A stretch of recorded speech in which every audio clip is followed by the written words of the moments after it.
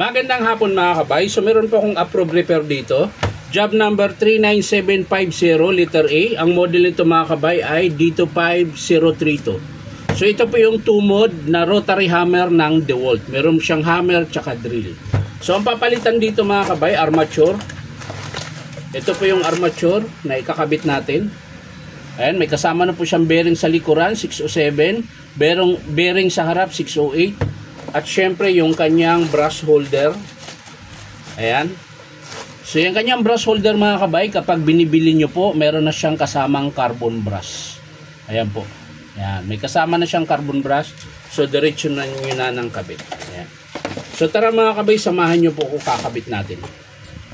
So ayan mga kabay, nabaklas ko na po yung screw. So bago natin kalasin yung armature, unahin muna natin dito sa kanyang handle. Ayan. So, naluwagan ko na po ito. Pero, bakit ayaw makalas? Kulang pa yata sa luwag. O, kailangan natin ng flat screw. Ayan, para masungkit. Ayan. Siyempre, magkakabit tayo ng brush holder. So, kakalasin na lang yung dalawang wire. Hindi kayo magkakamali niyan dahil dalawang wire lang po yan.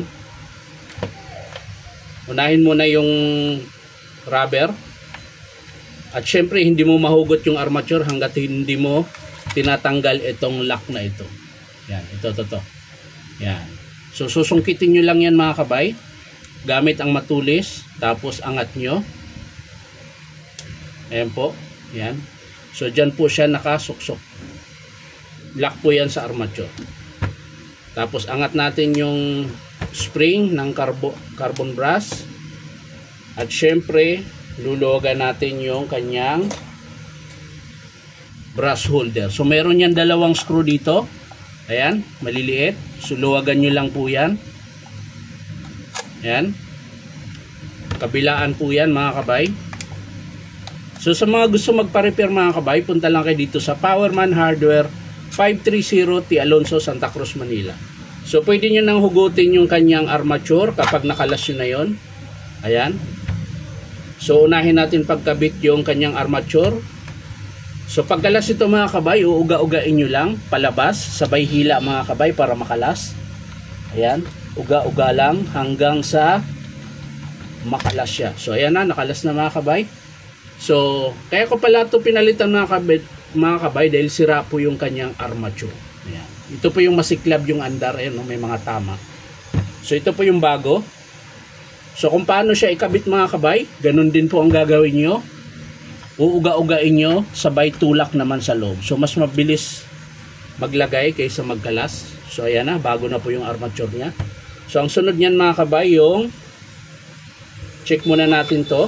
Taktak lang natin.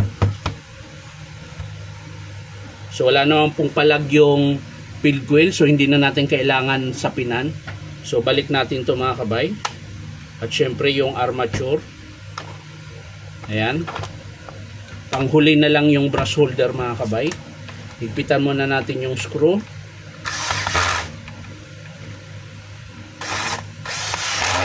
Ayan. So ayan. Ayos na. So gamit lang kayo ulit ng pangsungkit mga kabay dito. Sa brush holder para makalas nyo. So dahan-dahan lang sa pagkalas mga kabay at baka madamay yung terminal ng field coil. Ayan, so dahan-dahanin nyo lang.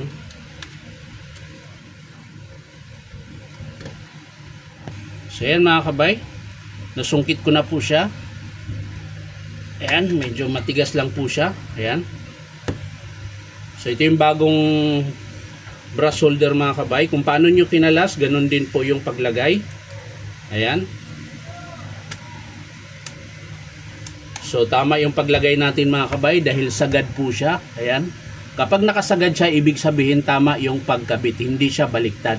Pero kapag nagsilik kayo ay nakaganyan lang, hindi siya sumagad dito, ibig sabihin baliktad. Pero ito mga kabay, hindi siya baliktad. Ayan. Sagad po siya. So okay na po yan. Tanggalin na natin yung lock ng carbon para gumana siya. At syempre tutulak mo dahan-dahan. Ayan. So yan na mga kabay. So ang gagawin natin, balik natin yung screw na dalawa, yung pinakalock ng brass holder. So yan na mga kabay. Nahigpitan na po natin yung dalawang screw. So balik natin yung pin. Dito po yan, nakasuksok lang yan sa dalawang butas. Ayan. Diyan po yung nakasuksok. Kahit magkabaliktad din mga kabay, pwede nyo ilagay sa kabila. Pwede rin po, pwede rin siya dito. So tulak lang natin. Ayan. So pag nakaganyan na, sumagad na yung lock. Ayan. So pwede natin ibalik yung kanyang rubber. Ayan. So bago natin isara mga kabay, kailangan muna natin i-testing kung hindi siya masiklab. Dapat hindi siya masiklab mga kabay dahil bago yung armature. O kung meron man, konti lang. So normal lang po yan. Pag meron siyang konting siklab, wag lang yung iikot sa armature or commutator niya or brass bar. Ayan. So yan, iti-testing natin. Iba yung nadampot natin.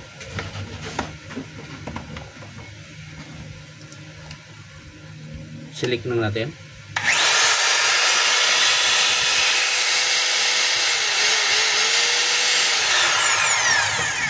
So ayos na siya mga kabay. So okay na yung armature, brass holder. So isasara na po natin ito. Ayan. Tapos iskruhan lang po natin. Ayan na mga kabay. Tapos na. So testing natin ulit. So ayan, nakalagay po yan sa drill. Pag yung arrow na sa taas, ibig sabihin drill po yan. So reverse natin. Naka-reverse yun mga kabay. Ito forward.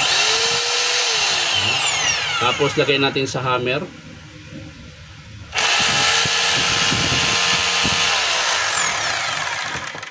So yan lang mga kabay. Maraming salamat sa panunood. Ulitin ko lang, ang pinalitan po natin ay armature at brass holder. So yan lang mga kabay. Maraming salamat sa panunood at palike and share na rin po. At syempre po, baka pwede makahingi sa inyo na isang subscribe dito po sa aking YouTube account na Inom Tabay. So maraming salamat mga kabay. Sa mga gusto magpa-repair mga kabay, punta lang kayo dito sa Powerman Hardware, 530 T. Alonso, Santa Cruz, Manila. Bye-bye.